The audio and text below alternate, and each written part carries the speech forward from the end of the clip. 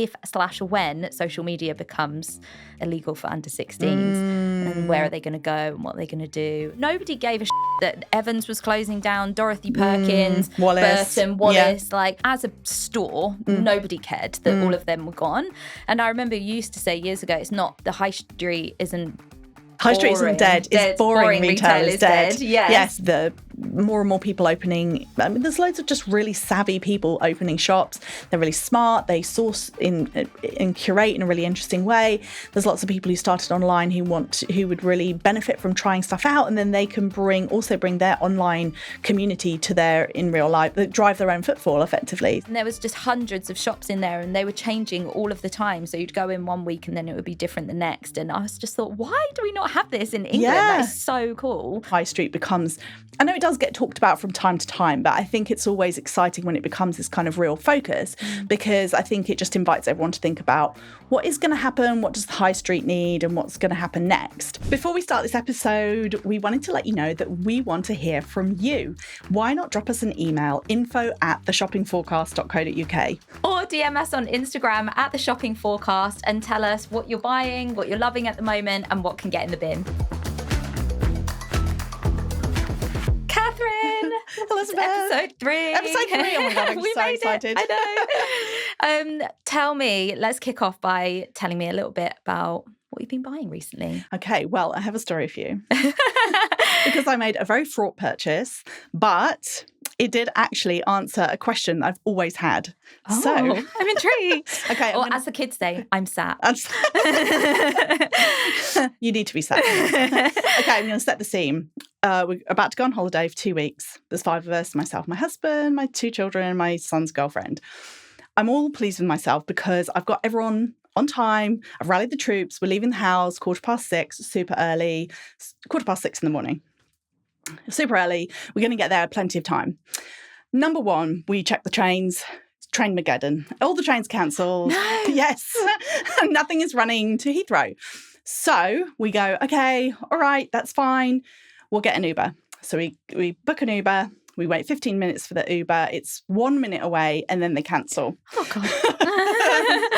So now the timing has gone from loads of time to not much time. And so eventually we tried to book another Uber, but I actually called the guy and I said, the last person cancelled with 1 minute to go. Are you going to cancel? And he said, well, how many of you are there? Bearing in mind, we booked an Uber XL. So there's 5 of us. He was like, no, that's too big. Cancel the booking. So we were like, okay, we're going to have to get in the car. So we just jump. Thank goodness we have a car. Yeah. We just throw everything in the car, jump in the car, Buy drive. parking on the way. Yeah, buy the parking on the way. Because we didn't want to pay for 2 weeks of airport parking, but we had no choice at this point. So we get to the airport. Actually worked out fine. But we had to be on this like crazy off-site parking, right? Yeah. So you've got to get the bus to the terminal. So we get the bus to the terminal. As you can imagine, we've gone from swimming in time to now not much time. We get to the airport and I had decided that, very nobly I should say, that I would put my stuff into a old duffel bag I found in the bottom of our cupboard, because there were 5 of us going, and 5 people with hard shell suitcases doesn't really fit in a car very well. So I thought, it's okay, I'll just put my stuff in a duffel bag. We get to the airport, this duffel bag has a giant rip in it. Oh, God. Did you ever just think, like, should we just go home? Thought about it. It was the kind of rip that I could, in my mind's eye, I just had this vision of it coming off the carousel in Italy. Oh my God, you had to check it in. Yeah, it was a check-in bag. Oh, no. And I had this vision of it coming off the carousel and then all of my stuff being strewed out. I thought, I can't fly with this. I'm going to have to, well, what am I going to do? Yeah. Well, every time I ever fly, I always ask myself, why are there luggage shops at the airport? Because we always make this joke, like, well, you think you get to the airport and you're like, oh, no, I forgot my case. Well, maybe I should get something to put all my stuff in. I don't know. Well, now I found out why there are luggage shops at the airport. Ones. Yeah. And so we went in there. First of all, I thought, well, I'll just get it wrapped in plastic. Just wrap it in plastic, we'll go. But then it worked out it was 20 quid to have it wrapped in plastic. And then you've got to have it wrapped on the way back. So I thought there was another duffel bag for £45. I was like, okay, fine, we're just going to do it. So that was my purchase. in the middle of the airport, very tight on time, literally pulled all of my stuff out of this broken duffel bag, shoved it in this other one, had to everyone's flipping their cases open, shoving stuff in for me because it wasn't that big of a bag. Yeah. But anyway, at the end of the story is we made the flight on time. Oh, good. But that was my purchase, a duffel bag in a great hurry from a shop that I never worked out why they existed, but now I do know. What brand was it? I honestly do not know. Cheap one. Don't care. Needed a bag. Because the suitcases, I was like, well, maybe I should just buy a suitcase, because I was already regretting my decision to put it in a duffel bag. Yeah. Because I was like, well, this is a really bad idea. There's a reason that everybody uses suitcases with wheels on, because they wheel nicely. And I literally hauling this duffel bag around. Yeah. And then I looked at the suitcases and they were £300. What? So I was like, cheap duffle bag. So I have no idea what brand it is. It was the I Do Not Care brand. But, I mean, I suppose if water is like £3, then like 10 times more expensive than it should be, then a suitcase is the same. Yeah, exactly. And how about you? What have you been buying? More gingham dresses. Love it. You have a whole array. I do. A rainbow of gingham dresses. Yeah, because my podcast is back as well, the Fashion Brand Clinic. Yay! So exciting. It's been on a break for a while and I need some outfits. So I was looking at on-brand gingham dresses. Love it. And do you find that you always buy things within your brand's colour palette? Well, I think it's getting that way. Yeah. I was actually thinking about that today. I was like, my brand colour palette and my clothing colour palette are actually kind of beginning to really merge. Yeah, me too.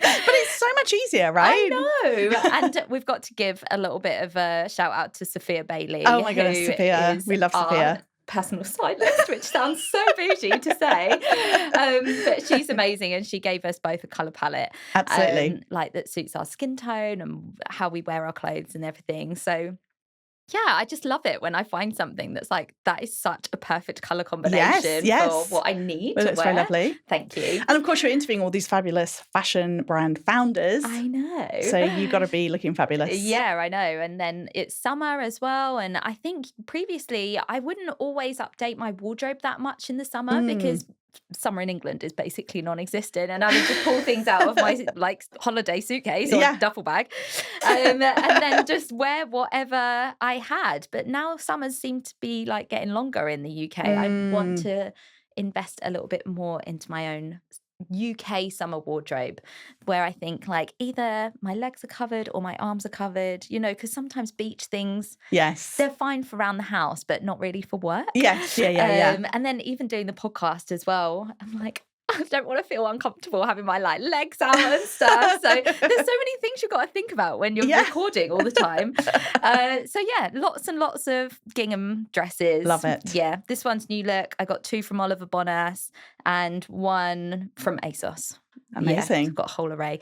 And then actually I did buy a striped dress the other day as well from this really random boutique near my house. Yeah. And have you ever had this where I just woke up and I said, I'm going to buy something from that shop today, even though that shop is full of absolute shit, honestly. It's so tatty. She's got about 600 too many things in there. And I thought, I just know I'm going to find something. And then I went in there, just one dress, pale lemon yellow, also in your brown colours, with these pale blue stripes on, my size, in the sale rail, and it was down from like £80 to £20 or something. That's so Tried bizarre. it on, fit perfectly, and I felt you just knew it. A witch. A shopping witch. A shopping witch. You are a bit of a witch. I am a little bit of a witch. We'll save that for another day. Well, that's also something. Lots of dresses, basically. And I've talked before about how my life is just basically realising that my mum was right about things. And one of the things she used to say to me was, oh, it's not in my colour palette. And I would always roll my eyes so hard and be like, who do you think you are? Colour palette. And now I totally understand. Yeah. Because if you just buy in your colour palette, then everything goes. 100%. And, you would see things about, I I don't know, a capsule wardrobe. And you always imagine that to be monochrome and beige and red and black and white maybe. And you're like, well, that's not the colours I wear, therefore I can't have a capsule wardrobe. But actually you can. It can be a really colourful capsule wardrobe as long as all those colours go well together. Yes. And I have to say, you are now the queen of the capsule wardrobe packing. I am. So you probably never had a bag break in this airport. Because that's why I was so shocked when you said you were checking it in. Who checks a bag in? 2 weeks? No way. No. Because you could take a rucksack and a carry-on, a suitcase, a little wheelie suitcase. That would do me fine for 2 weeks. With compression cubes. Okay, right. Yeah. But again, compression cubes are for another day, I think. Although I would just like to point out that half of what was in my suitcase is actually stuff for the whole family, because everyone will constantly be saying, "Oh, Mum, do we have any more sun cream?" Or yes, blah, blah. That is fair. Yeah. So I think I need a little bit of a pass on that one. One boyfriend that forgets everything, not like a husband and kids-in-law and everything. So I'll let you off. What are we talking about this week? What's our retail story of the week from you? Well, the retail story of the week for me has to be about Andy Burnham and what happens next for the high street. Now, this is a story that is moving quickly. So what we're going to talk about is up to date as of when we're recording this podcast, late July. But it wouldn't surprise me at all if things have shifted again by the time we talk about it. But I actually am super excited about the fact that the high street has become kind of one of these talking points, and that when Andy Burnham was campaigning to get elected to become Prime Minister, then he really made this focus talking about the high street. And he said that he wanted it to be a symbol of Renaissance, of like UK Renaissance. And he made quite a few talking points about what he would do and how he would help. And I think it's really interesting because I love it when the high street becomes, I know it does get talked about from time to time, but I think it's always exciting when it becomes this kind of real focus, because I think it just invites everyone to think about what is going to happen, what does the high street need, and what's going to happen next. So some of the things that he talked about redoing the business rates. So the business rates, it's basically kind of an additional cost that retailers have to pay. They've got their rent, then they also have business rates. There's been a lot of controversy about this over the years, for everything from during COVID, they were given rates relief, and that rates relief has gradually been decreasing over time. So they're kind of going back to paying the full rates that they were paying pre-COVID. There's also been a lot of other increases in costs for retailers, so things like changes to minimum wage and national insurance. So for many retailers, they've found that there's been lots of different ways that their costs have been creeping up. So it was quite exciting to hear him talking about business rates reform, because it's something that a lot of small businesses have really wanted to see for a really long time. There's all kinds of different things behind that. For example, if you think about a lot of our online retailers, and a lot of the way that retail has shifted over the years, now we've almost taken stock out of the high street and put it into these big warehouses, these e-commerce warehouses. And warehousing is one of the fastest growing uses of land in the UK.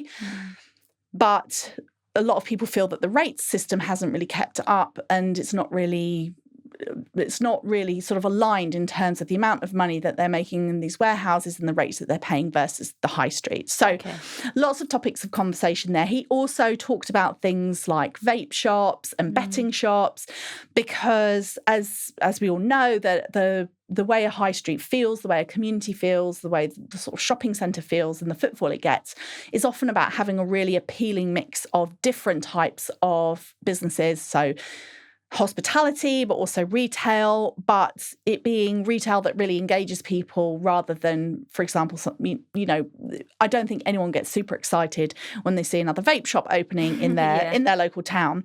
So it was really exciting to see what he was talking about there. And then obviously he's now become Prime Minister, and he has announced a 20% reduction in business rates, but for hospitality. So hospitality, pubs, clubs, restaurants, etc. We all know that those also have seen a lot of rising costs.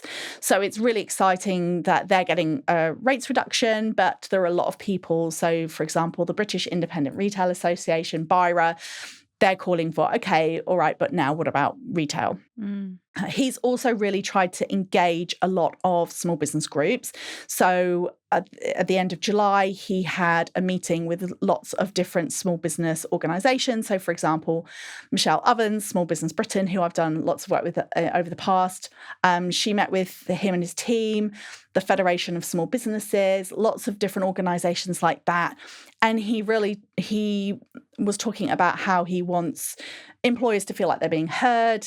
And I think that it's probably fair to say that a lot of retailers haven't felt super supported in recent years and are really, we just want to see what happens next, right? So I think it's good, and I think it's important that we're talking about the high street.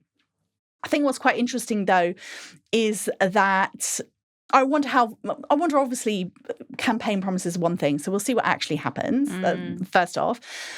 But also, it just made me really think about the high street in general. And one of the really interesting piece of research that I saw this year was Spring and Autumn Fair, the trade show, and Fair, FAIRE, the online wholesale marketplace. They collaborated to do a really big piece of work called Voices in Retail. And they spoke to lots of consumers and they spoke to lots of retailers as well. And it was a really interesting look at independent retail in the UK. If you Google Voices of Retail, then you can find the report and read it. It's really interesting. There's loads of information in there about the businesses that are doing well and what they're doing. But they also did quite a lot talking to people about what they actually wanted. And what was really interesting to me was that 34% of business owners said their top pick would be business rates reform, which makes a lot of sense. So I'm sure a lot of them are going to be watching the next few weeks really closely to see what actually happens. But the most important, or the most requested help, if they basically asked them, like, what help would you like to see? 38% of them said free parking. Yeah, that's so funny because there's a woman who is a influencer for Milton Keynes, and she put a post up today that she's been invited to something to talk about how to bring it back to life. Yeah, and that was a huge part of it, and even just on a Sunday. Yes. Because it feels greedy to pay for your parking on a Sunday. You're just because you want to take your time and mooch around, and especially when there's a minimum of 2 hours, they were saying. And actually, if you just want to pop to the post office, return something and bring it, I don't know, you don't want to pay for 2 hours. That's an extra £3.50 maybe on top of what you're already going to spend that day. It just feels unnecessary, which is where retail parks come in as well, and why they've become so popular is because they do have free parking all of the time, but they are a little bit depressing. Well, it's really interesting actually you mentioned retail parks, because I was just thinking about that. I mean, that's the thing, is I've been in the retail industry for so long, such a long time, 26 years now. And before that I often joke that I started it really, I found my GCSE geography project, which I did in 1992. Which was called The High Street as a Shopping Centre Has No Future, a discussion, or something like that, a study. And at that time, so bear in mind that kind of 95 was when most of the big e-commerce platforms even launched, and years before they even really kind of registered. But in 92, what it was all about was the out-of-town shopping centres. So is the out-of-town shopping centre killing the high street? So this kind of rhetoric around the high street has been around for absolutely donkey's years. But now we all talk about it being online. But back then, it was all about the out-of-town shopping centres. And that was actually one of the things. It was the convenience. It was the car culture. Everyone had a car, so they would just drive and they'd park right in front of the shop and they'd nip in. And I think that's what's interesting about this is how broad are they going to be going with looking at the high street. Is obviously rates relief will be great, reshifting that around, making just life a bit easier. I think there's also other things like shoplifting. A lot of independent retailers feel really disheartened by shoplifting. It just seems to be one of those things that even if you've got them on CCTV, can the police even do anything about it?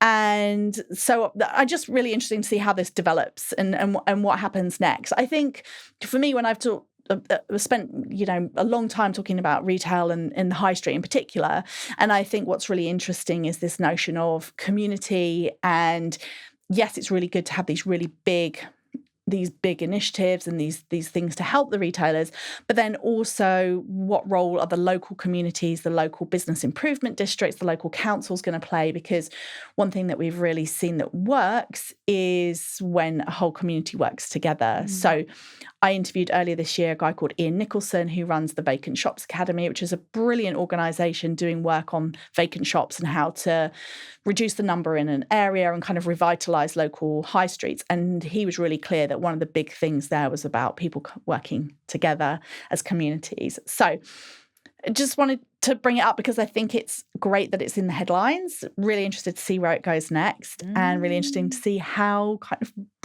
wide they spread the net. Yeah. But before we move on, I just want to ask, what is an influencer for Milton Keynes? Well, she's called Sophie Etc. So like Sophie ETC. Yeah. And she just has the best job because she gets given free food. Everyone wants her to come to the restaurant. Right.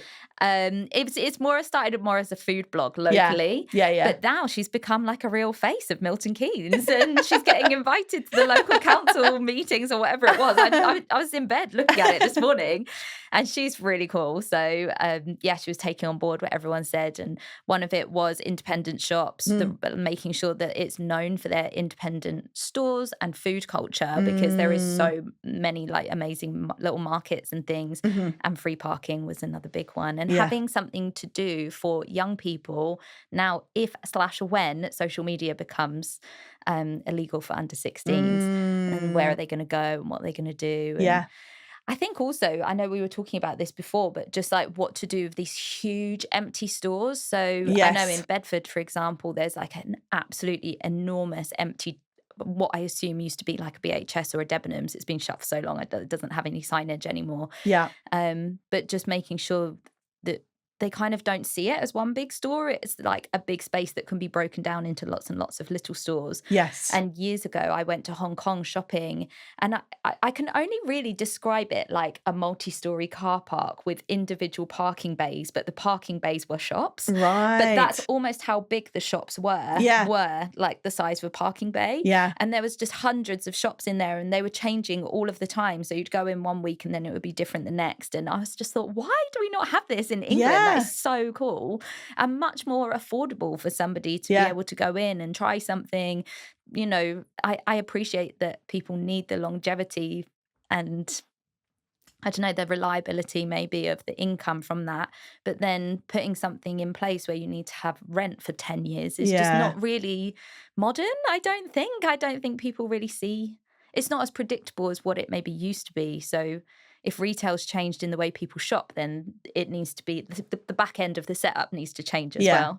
More available spaces. Yeah, this is the thing. I think that's why it's so important to have the kind of whole community looking at a local area and thinking about what spaces have we got that could be pop-up short-term leases. Because I often think that, one of the stats I love is every day in the UK, 71 new e-commerce websites starts, or e-commerce brands. So people starting businesses all the time. And there's been this huge online boom. But of those businesses, if you think 71 start every single day, then some of those are going to grow, and some of those are going to want to then start experimenting with physical spaces. Especially since COVID, I think a huge amount was started in lockdown and then they stayed online. But previous to lockdown, everyone would be doing a market, doing a pop-up, doing an event, hosting something in person. And it's almost like anyone that started a business 2020 onwards has forgotten that can be a part of your business, is engaging with people in real life, taking the brand offline, doing something cool in person. And building that community. I speak to so many brands and I say, what do you want? What's the dream? What are we manifesting for you? I want a community. And it's like, it's very, very, very, very difficult to do that just online. And you need to be able to do something in person to stand out. So yeah, for sure. I mean, I think personally, I kind of have an optimistic view of the high street. I think that people do enjoy shopping with independent retailers. I think that we could really see the more and more people opening. I mean, there's loads of just really savvy people opening shops. They're really smart. They source and curate in a really interesting way. There's lots of people who started online who would really benefit from trying stuff out, and then they can bring their online community to their in real life, drive their own footfall effectively. So I think it could be a really exciting time. So watch this space. Yes. I was going to say one other thing on this as well. I feel like I could talk about this for hours. But when Arcadia got announced as being shut down, I put something on my Instagram saying, you know, is it sad that Arcadia is closing? And the only response, I got a huge response from it, but the only real response I got was from talking about, number one, Topshop, but more specifically Topshop Oxford Circus. And that is what was sad, that was closing down. Nobody gave a shit that Evans was closing down, Dorothy Perkins, Burton, Wallace, like, bar the jobs going down with it. Of course, that was really sad that all those people had lost their jobs. But as a store, nobody cared that all of them were gone. And I remember you used to say years ago, it's not the high street isn't High Street isn't dead. It's boring retail is dead. Yes. And the amazing thing about Oxford Circus Topshop was that it was a really cool concept. Yes. It was so exciting. There were things coming in and out of there all the time. It was almost seen as like individual bays. You could have pop-ups downstairs. You could rent space on the shop floor as an independent. It was so ahead of its time. And it was very like retail theatre. There would be performances in there. There would be catwalk shows. And I think... I know it sounds ambitious, but that really is what people want. Even on a smaller scale to begin with, that, yes, it was sad that Topshop Oxford Circus went. And maybe Topshop, but the rest of Arcadia, like, who cares? And I guess that goes the same for all of those other boring brands that have gone along with it, including Debenhams and BHS. Okay, so what are we going to talk? What's your subject for the week? Well, it's very similar in the sense that it's about retail. It's a topic that we were going to discuss a couple of weeks ago because in the very first episode, I had on a blue crochet sleeveless top. You did. That I bought from M&S. Yes. We love M&S. We love M&S. And my second favourite store to M&S is a shop called Parfois. And it's Portuguese brand. I'm obsessed.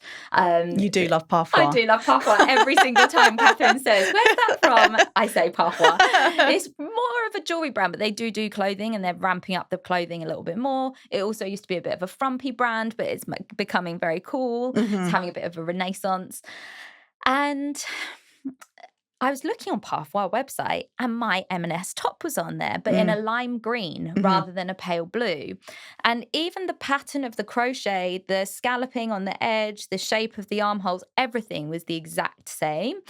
And I know how that's happened, but I wondered if other people know how that happens. Or it reminds the story we always tell about how I was wearing a shiny silver sequined cowards shirt and trousers to a Christmas party, I hasten to add, not just for the fun of it. Sequins are for all year round.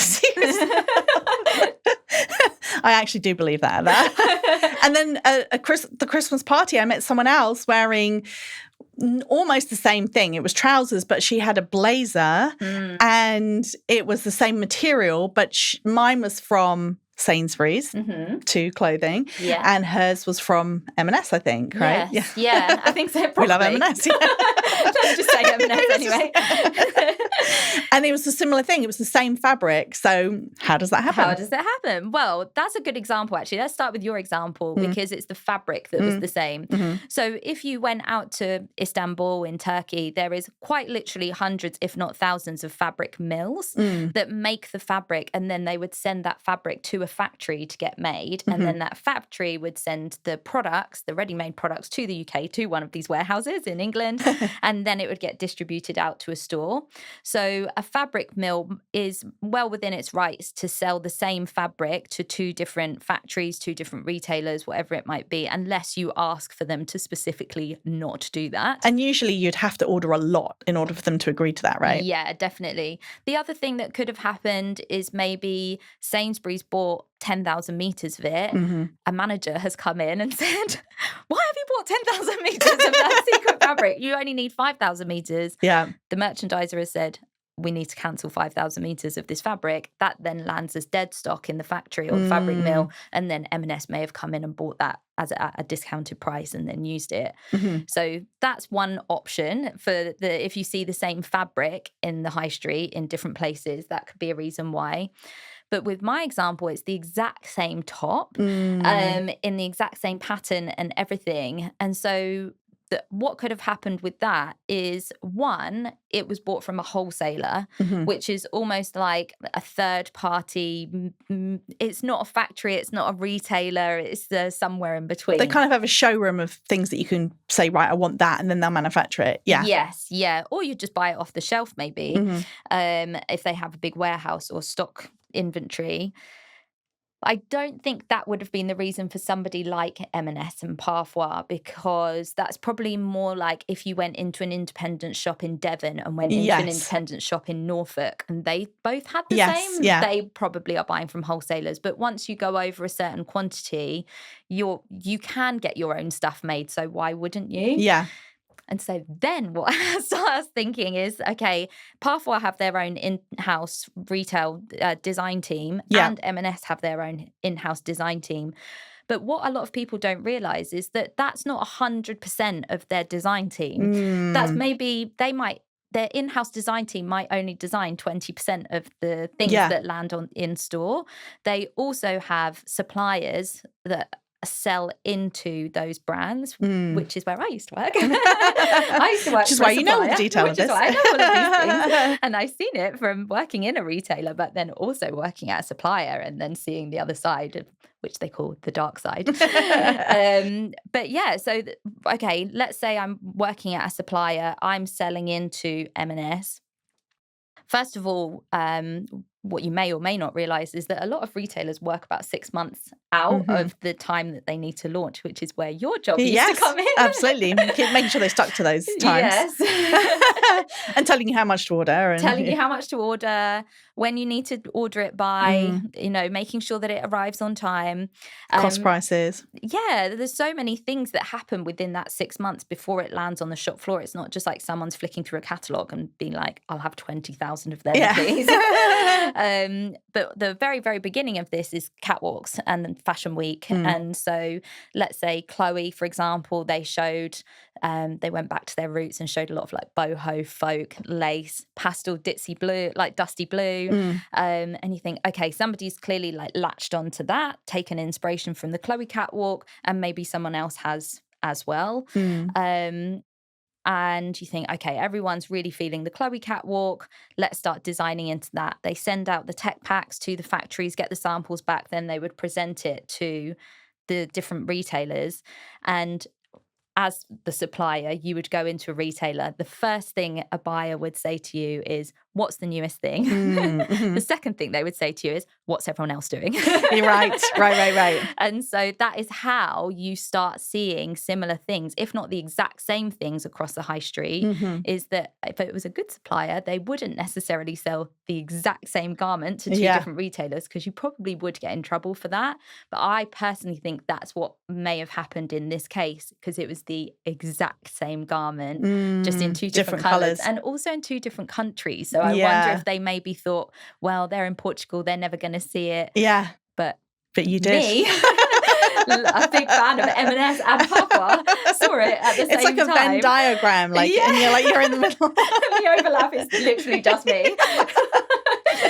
So I just thought it might be interesting for people who don't necessarily have like a retail background, and you're seeing things, or maybe you've bumped into a friend and going, I've got that. I've got my trousers the exact same fabric as that, and how that actually happens behind the scenes. I think it often happens, like you say, with the fabric, because you quite often see it where presumably the fabric mill is thinking, right, let's develop a crochet. Everyone seems to be really into crochet. So they develop a design. And then once they've designed it, then it's pretty simple to just do it in a whole bunch of different colours, have those swatches out. And then all it takes is for two different retailers to go through the swatch book and be like, oh, I like that. Yeah. And then, you might end up seeing it slightly different style, but the same. You quite often will see that, especially if it's more noticeable if it's textured or if there's more interest to it. Yeah. I think there was one year that there was like a floral lace, and it was almost like a big flower, almost like big flowers joined up. I'm not describing it very well. This is why I was not a designer. I get it. A large sort of open floral lace. Yeah. And you almost could track it across all the different retailers, but they would do it.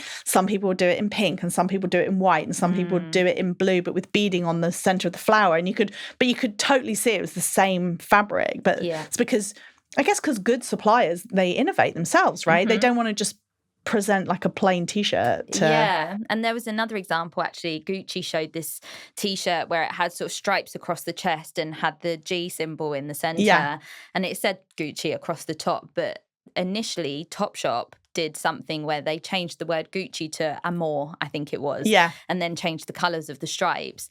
That went absolutely ballistic. It sold out in like a matter of days online. They repeated it, and because we were making in the UK, we could make it really quickly and repeat in season. Then obviously other people get wind of this and say New Look, River Island, Urban Outfitters, everyone else says, I saw that t-shirt sold out really quickly. Was it you guys that did it? Yes. Can you do us a version? And so that's another way things start happening, is if somebody who was maybe more trend-led like Topshop would do it first, they would react to it, and then we would share that information with other brands saying, oh, Gucci style t-shirts are working really well. Would you like us to develop one for you? That is different, but like a version of. And actually, it always reminds me of this really funny story when I worked at Asda, and there was a kids factory that came in and they did this jumper, and we said, oh, this is a bestseller. Can you do us a version of this? And they sent the sample back in the post, and it was a sweatshirt that literally had printed across it a version of. Some major language barrier misunderstanding there. So sometimes it works and sometimes it doesn't. That's what happens behind the scenes, folks. I feel like a version of is such a euphemistic way of saying a copy. Yeah. Because it's like, let's just do that without getting sued. You know, obviously copying is such a terrible, it's so rife often. But I think what's really interesting is that a lot of people, they just don't really realise that the high street are all copying each other all the time. All Nothing the time. is new. Yeah. And what I also noticed with small brands is that they over-design things to make sure that they're not copying people, which is a lovely sentiment. But you end up with a little bit of a mishmash, so it becomes uncommercial. You're designing so much into it that it becomes something that people don't necessarily need or want. And I can always tell when somebody has a design background because they haven't over designed into something, and I'll drop into their DMs being like, hey, love your stuff, what's your background? And lo and behold, they'll say, oh, I worked at so and so, and I go, I thought so. Because it's like a confidence, isn't it, of not having to feel like you designed so much into something. I've designed something completely unique that no one's ever worn before, but there might have been a reason for it. But moving on, can you tell me what has impressed you this week? Okay, on to the rapid fire. Right. Yes. So this week I was impressed by, on my trip to Italy, I was impressed by the brand Bialetti. So Bialetti make the stovetop coffee makers. They're the sort of old school metal ones that you have three pieces and you screw them together and you put them on the stovetop. But what I thought was I was in Verona and in Venice, both in Verona and in Venice, and they had Bialetti stores, and they just made it look really cool. So they had Italian ones, so they were in the colours of the Italian flag. They had Dolce & Gabbana collaborations. They even had a Bridgerton themed. Oh, cool. We're big fans of Bridgerton. Big fans of Bridgerton. But I just think that what was interesting about it is that people often say, oh, my product's very utility, or I can't see how I could do variations. But, this is a coffee maker. It's been the same design for a long time, but they really had leaned into all of these different things. And it was just so appealing. Like, I do not need a coffee maker, but I really wanted one. I also love that I also went to Venice and Verona this year. Never saw any of this, which just goes to show your reticular activating system. Yes. I don't drink coffee. Didn't see any of this. This just went all over my head. But yeah. Also, they had an amazing saleswoman who just was one of those people who flatters you and talks you into things. Did you get one? Well, no, but my son's girlfriend bought one for her sister, and she kind of left, and she was like, I think I bought some other things as well. She's completely brainwashed in Italian. Because they were just so great and so lovely. And she was really like, really just like one of those sales experiences where you bought maybe more than you thought, but you're not mad about it. Yeah. You're just so happy with all your purchases. And what impressed you this week? Well, mine that I saw today, so I changed mine from something, I'm going to talk about it another week, and it's sort of similar to the Amanda Land situation that we spoke about in the first episode, but this is another collaboration with Reebok and, drumroll, Big Mo from EastEnders. which is so random. Her name's Layla Morse, who's the actress that plays Big Mo. And she's kind of the OG gangster granny. And she's very much like the matriarch of her family. And I love it when reality and fiction cross over. And so she's not a real person. She's a character. But they're in collaboration with the character of EastEnders rather than the actress from EastEnders. And then this guy kind of drives up in this little mini film that they've created who's called K-Trap, who I have today learned is this huge British-based songwriter and rap artist in UK. But I thought, what do these two people have in common? They're very London-centric. They are working class. They are really interested in British culture. And I don't know, they're sort of related to those things. And I guess maybe that is speaking to the Reebok community. And the comments underneath were just like, I love this. I now want a pair of Reebok classics again. So it's just when marketing doesn't take itself too seriously, it's really cool and innovative. Yes. And what can get in the bin for you? Well, this is, I think, the number one consumer experience that is ripe for reinvention, and that is renting a car. Okay. Just think renting a car on holiday can get in the bin. Yeah, the end. The end. I'll tell you where else renting a car is horrendous, is in Ireland. Oh, really? Because if you try and drive between Northern Ireland, everything. Okay, let's go back a minute. You're at the counter. Do you have a credit card? No, that's going to be more expensive. Yeah. Do you have this? That's going to be an extra fee. Are you going to be driving between Northern Ireland and Ireland? Yes, that's an extra fee. It started off as like 50 quid and now we're knee deep in debt. That's what it feels like. Yeah. I remember my father-in-law, who's American, saying, I've never once hired a car in Europe without feeling like I've been robbed blind. Yeah, totally. We were in Mexico once, got the smallest, cheapest little black mini car, turned up. Oh yeah, it's not ready yet, sorry. But you can pay extra and have the mini that's waiting outside for you. And we were going to a tour, so we had to pay extra. It had a massive Union Jack on the roof. We literally couldn't look more like tourists if we tried. We broke down in the middle of nowhere. We had no signal, no spare tyre, we rang 911. They couldn't speak English. Like, it was hell. I genuinely thought I was going to die. So I am so with you on renting a car and just get in the bin. I'd rather walk. My favourite was one time we came back to the UK and it was just myself and my husband. And so we hired this is when we lived in the US, and we hired the tiniest little car because we were just the two of us. So this was pre-kids. And then so they said, would you like to upgrade to a Golf? I mean, a Golf was an upgrade. So this is how small the original one was. And we were like, no, thanks, that's okay. And then she goes, because it was going to be like an extra £40 a day or something. We said, no, that's fine. We'll just stick with the small one. She went, okay, so we've got your car ready. It's a Golf. So basically they didn't have the small one. It was just there. They're all liars. Oh, it's very, very stressful. Yeah. So, and when we went to Portugal, remember, then we somehow ended up paying more money. Like, you think you've paid for it, and then it's like, oh, the extra driver's going to be extra money. And then you just don't even know. Like, you just have no concept at the beginning how much you're actually going to spend. Yeah. So anyway, sorry, just another story. I rented a van once for like 1 hour to move an armchair from my brother's house to my house. And he was like, are you going to get insurance? And obviously, it was insured as in for me to drive it. But what if the windscreen chips? What if this? What if that? And he literally put the fear of death into me. And I said, no, I think I'm going to be fine. And I want a free armchair. I might as well just go out and buy a new armchair. But anyway, they're all dreadful. I hate all of them. So I didn't realise that was going to be so triggering. Yeah, I know, clearly. And what about you? Mine is slightly less triggering, I think, but it's a real bugbear of mine when you could go onto a website and it says SMLXL. Does that mean 6, 8, 10, 12? Does it mean 8, 10, 12? I don't know. So then I say, let's go and have a look at what the model is wearing, because the model looks like a size 8. Model is wearing size 8. That's not SMLXL. She's got to be wearing one of the sizes, because you've just clearly copied and pasted that from a previous listing and not updated it. She's not wearing a size 8 because the listing is it an SMLXL? So what is she wearing? It's so annoying. So yeah, that can get in the bin for me. Everyone who updates product listings with wherever you work, sort it out. Sort it out. This is becoming like therapy, this section. Like really get excited about it.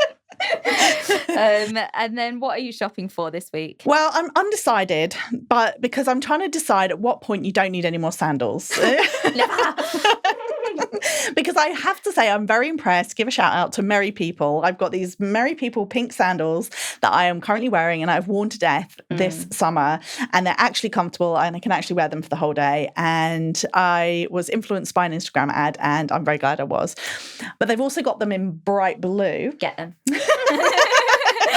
Okay, done. All right. In fact, you just carry on and I'll just buy them as we speak. Literally.